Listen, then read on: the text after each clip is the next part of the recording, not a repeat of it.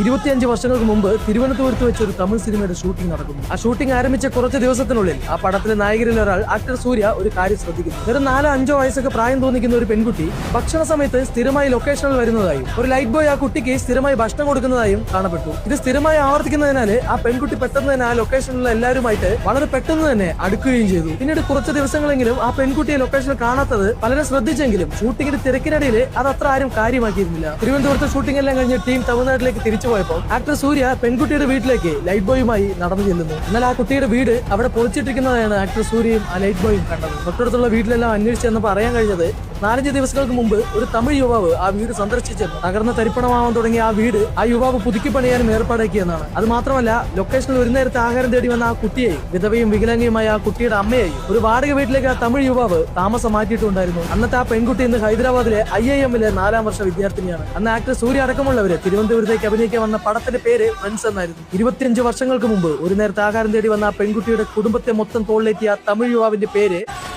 Joseph വിജയനും ഞാൻ